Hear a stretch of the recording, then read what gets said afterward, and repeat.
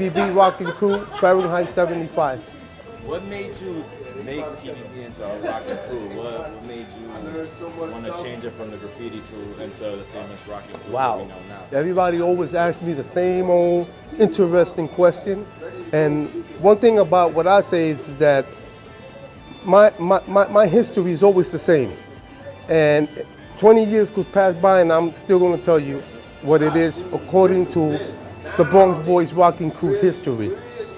What made me change the graffiti crew into rocking was the fact that we used to be up rocking and we used to write graffiti. And my little man TT Rock was up rocking, right? He was up rocking, doing his little circle thing, and he went to do a 360-degree move in the air.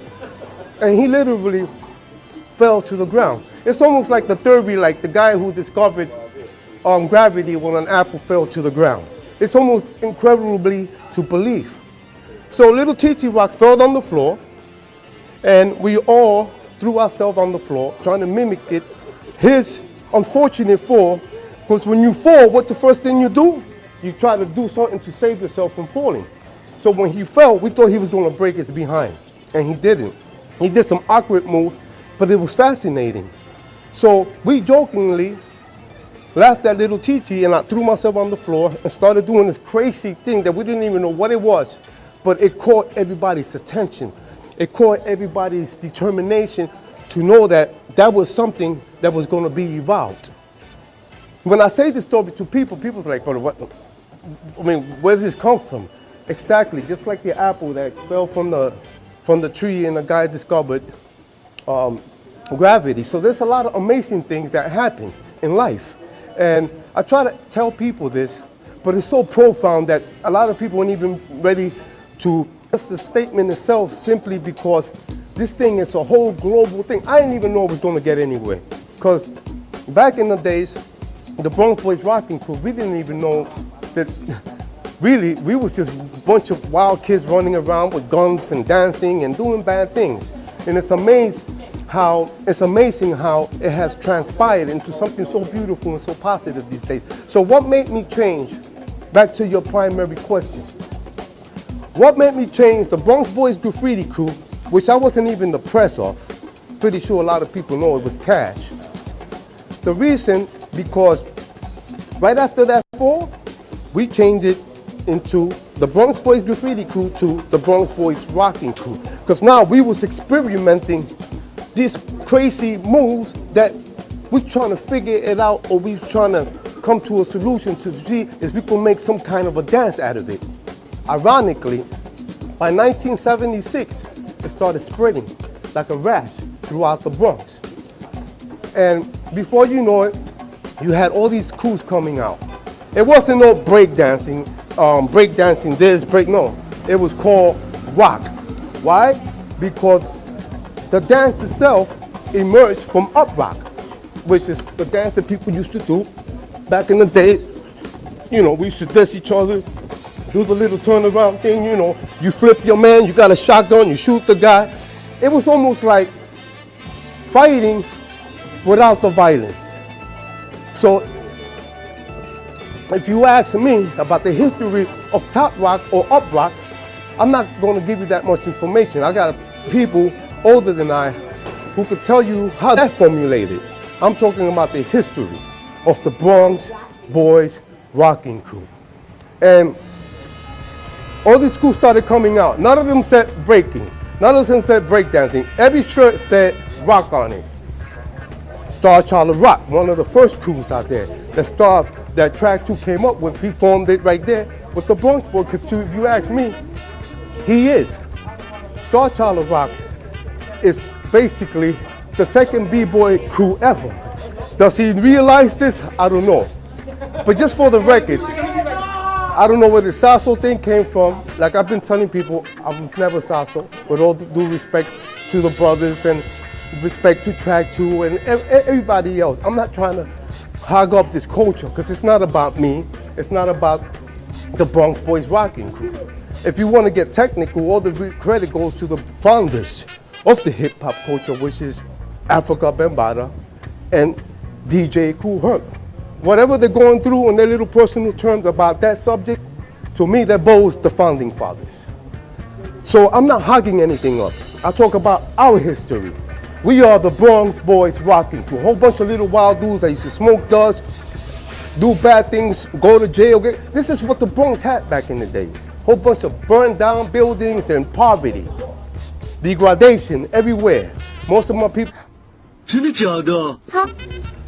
so amazingly incredible, and I gotta give it. People want to bow to me, people want to call me king, and I'm not none of that. The credibility of today TBB Rocking Crew goes out to you guys, the new generation who took it and ran with it and turned it out into something that's very constructive and that's helping the communities throughout these community centers. And I want to say thank you for that. Did you have any influences, people who you looked up to? Yes. In fact, Africa Bambaataa, you know, the Zulu nations, they fascinated me because be mindful, they was around before TBB. And when I used to go to the Zulu jams, it was just Zulu Nation and the big organizations of people doing their thing. Meaning they used to dance the freak, you know, in the 73. This is a time when the DJing still was being added to.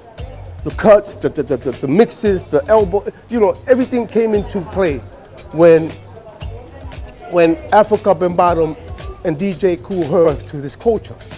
And we became the supporters of the foundation when we used to go to the jams and start rocking. And yes, one of the primary reasons why I came out with TBB was because of Africa Bambaataa.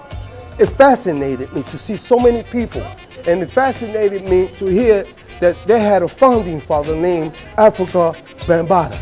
Came out and turned the black space into the Zulu Nation. He was tired of the bullshit. Excuse my word, he was tired of the negative. So he turned the Zulu Nation for a cause, for the community, for the people. And to some degree, I tried that, but I wasn't as organized as this brother was because he was just much older than us with much more experience. You know, we was just young kids. We used to smoke dust, dance, and just run around like a pack of hyenas. And I can't sugarcoat anything. I got to give it to the people raw to understand that this culture started out with a bad fuse that has turned it into an extraordinary, beautiful energy today. So in 1977, it's been said to me that Africa Bambaataa forgot this. In 1977, Africa Bambaataa called me for an interview by the Webster Projects, going up the stairs by Webster. And when I got there with Bond 2, and I got there with my man Pisces, you know, and I approached them because I was asking the kids around there, yo, who's Africa Bambaataa? They said that big guy right there sitting on the ledge of this bar. And I go up to him and I say, excuse me, your name is Africa Bambaataa? And he's sitting on this thing and he goes, yeah, what's up? Because he looked at us like we just little young kids. Be mindful, he's older than us. So I said, you called me here for an interview. He said, wait a minute. Who are you? I said, my name is Batch. I'm the president of TBB Rocking Crew. And he started laughing. He said, wait a second. You telling me that's your crew out there? And I said, yeah, you said to get me, right? I remember this by heart. You look through my commentaries, I'm saying the same thing. I'm saying a historical moment to me, to have a meeting with somebody who I admired. And he politely got himself together and he apologized and he got up and he said, listen, this is your words, Africa Bambaataa. What you said to me in 1977, he said to me, you think that it could be possible that your crew, your people, and my people could combine for the safety of all the little young kids in the schoolyards? So I'm looking at this guy that I've been looking up to for a long time, but never met him. And I'm like, so I look at my two vice presidents and they're like, and I said, listen, no problem. You know, what do you want me to do? I tell him, and he said, just let your people know that from now on, when we see each other in them jams, that we together to look out for one. I said, no problem, Africa and bottom. And that was the last I've heard from him. Would you say that was one of your favorite TBB memories? Do you have a favorite? Oh no, there ain't one favorite experience that I had with this fascinating crew. Even though we was up to no good most of the time because we did a lot of bad stuff, but we also did a lot of good stuff that we wasn't credited for. You know, we used to look out for the neighborhoods. You know, the old ladies coming upstairs with their packages, we used to help them up. We used to do good things, but we was at the same time confused young kids who used to know nothing but street life, hanging out in abandoned buildings, robbing anything that we could rob to survive. Because a lot of us grew up with problematic, family ties. So if you look in the histories of the Bronx, it's just, especially in the 70s when the economy was so twisted, one of the most hardest time for the Bronx was 1975 when the economy really dropped. You can look that up and it's in the histories. The most people that suffered the most out of the whole New York City was the people that lived in the Bronx. Do you have any messages for the future generation of TBB? Actually, not just the TBB nation, not just the Zulu nation, and all these other crews out there who are doing so many positive things for the world, actually.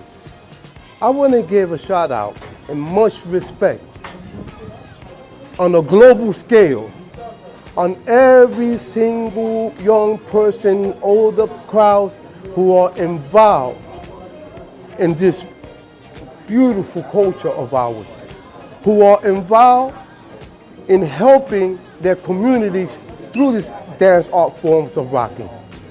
And I admire every single one of you guys out there that could do a difference in society. If it's not for 100 people, if we could change the minds of 2 young people and anywhere we go for the better, that's what I expect to do and the people to do through this culture. Help one another, lift one another, learn how to live with diversity, peace, love, unity, and respect. Though none of us is perfect, not even the laws are perfect. Even, let's say, the mighty God, Jesus Christ, was tempted at one time. So we as human beings, we just vulnerable. There's no discrimination in my book. Because of the lifestyle that I lived, I could relate to practically anything in life. I know what it is to live in a cage. I know what it is to lose loved ones, friends. I know what it is to be beat down by the police. Police brutality was crazy off the hook back in the day. And I'm not justifying anything that's wrong.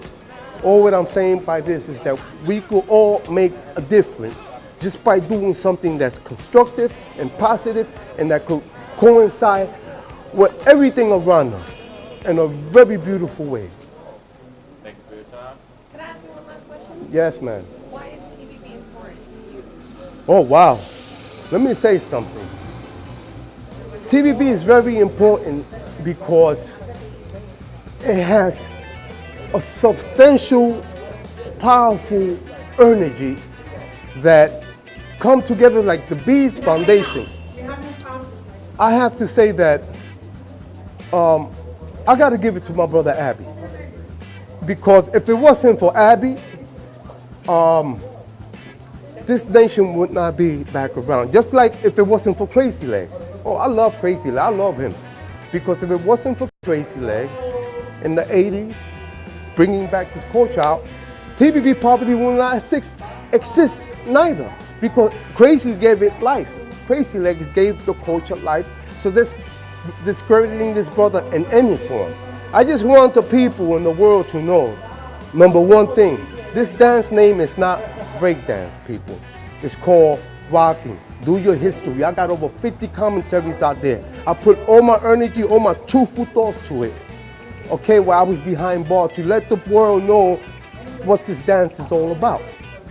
Some people don't want to say, or they even get confused when they find out that Rocksteady Crew actually was one of the main crews that emerged from the Bronx Boys rocking crew. Rocksteady crew is one of the most popular, even more popular than TBB, because they've been there. Crazy Leg has carried that for a long time. So we cannot take anything from the poster child. But fellas, I'm always going to speak the truth. And if there's somebody out there that could tell me how this whole dance started, please welcome me. We could sit down and you might be able to teach me how this started. And I'm saying this not to sound sarcastic, but I'm saying this in a very respectful way, because if you have another story about how this dance came about, I really want to know. Peace, people. I love you all of us. Peace. 75 here. Fahrenheit 75, baby.